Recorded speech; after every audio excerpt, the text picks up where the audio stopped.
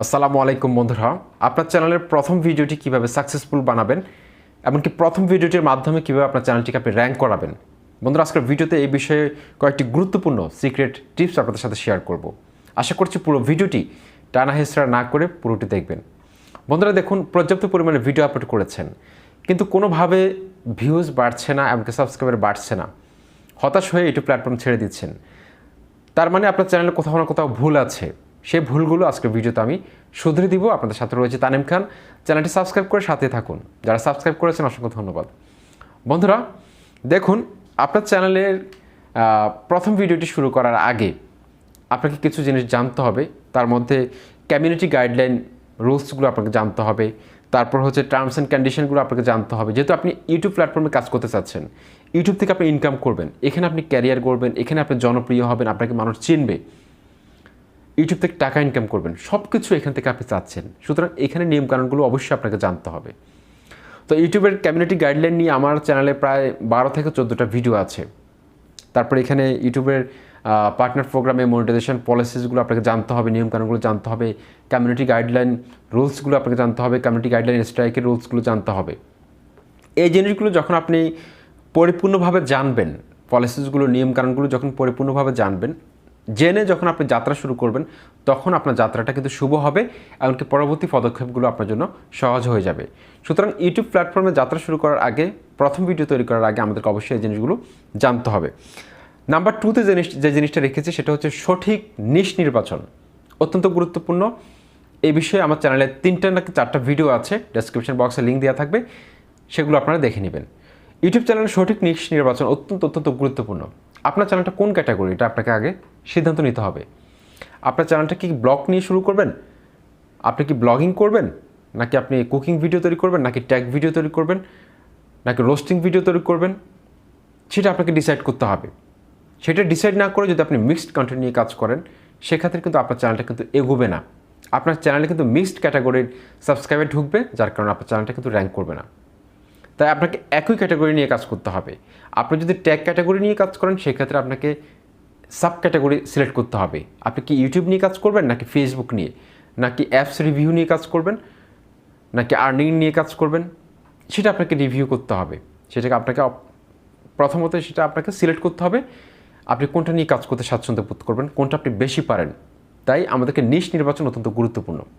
নিশ নির্বাচন করার মাধ্যমে যদি আপনি ইউটিউব প্ল্যাটফর্মে যাত্রা শুরু করেন, প্রথম ভিডিওটি 100% সেই ভিডিওটি র্যাঙ্ক করতে বাধ্য। ওকে, 3 নাম্বার হচ্ছে যে চ্যানেলের সঠিক নাম নির্বাচন করা। আমরা কি করি, ভাইরাল কোনো ইউটিউব চ্যানেলের নাম সাথে হালকা একটু চেঞ্জ করে বা হুবহু সেই চ্যানেলের নামটা দিয়ে দিই, যার কারণে আমাদের চ্যানেলটি কিন্তু খুঁজে পেতে সমস্যা হয়। তা এই কাজটি ভুলও করা যাবে না। আমাদেরকে একটি ইউনিক নাম নির্বাচন করতে হবে। প্রয়োজনে আপনি নিজের নামটি ব্যবহার করতে পারেন, অথবা এমন কোনো নাম ব্যবহার করবেন যাতে করে যেই নামের কোনো প্রতিদ্বন্দ্বী নেই, সার্চ করলে প্রথমে চলে আসবে, এই ধরনের নাম ব্যবহার করার চেষ্টা করুন। যে ধরনের নাম ছোট, চেষ্টা করবেন 3টা ওয়ার্ডের মধ্যে নামটা লেখার জন্য, চ্যানেলের যে নামটি রয়েছে। এমনকি চ্যানেলের যে কিওয়ার্ড রয়েছে, কিওয়ার্ড সেট করবেন। কিওয়ার্ড নিয়ে আমার চ্যানেলে একটা ভিডিও আছে, সেটা আপনারা দেখে নেবেন। চ্যানেলের কিওয়ার্ড যখন আপনি সেট করবেন, তখন আপনার চ্যানেলের নামটা লিখে যখন কেউ সার্চ করবে, প্রথমে চলে আসবে। তো এই জিনিসগুলো আপনাদেরকে অবশ্যই মাথায় রাখতে হবে চ্যানেলের সঠিক নাম নির্বাচন নিয়ে। আমার চ্যানেলে একটা ভিডিও আছে, সেটা ডেসক্রিপশন বক্সে লিঙ্ক দেওয়া থাকবে, আপনারা চ্যানেল ঘুরেও দেখতে পারেন। তারপর হচ্ছে বন্ধুরা 4 নাম্বার হচ্ছে যে হাই সার্চেবল কন্টেন্ট নিয়ে কাজ করতে হবে। হাই সার্চেবল এবং হাই ডিসকভারেবল কন্টেন্ট নিয়ে কাজ করতে হবে।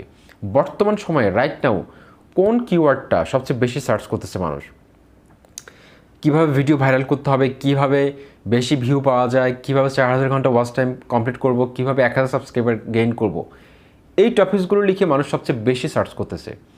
সুতরাং এই কন্টেন্টগুলো নিয়ে যখন আপনি কাজ করবেন, এই কিওয়ার্ডগুলো যখন আপনার টাইটেলের মধ্যে থাকবে, ডেসক্রিপশন বক্সে থাকবে, ট্যাগের মধ্যে থাকবে, ডেফিনেটলি আপনার ভিডিওগুলো কিন্তু ইউটিউব বেশি মানুষের কাছে রিকমেন্ড করবে, কারণ এটা সার্চেবল।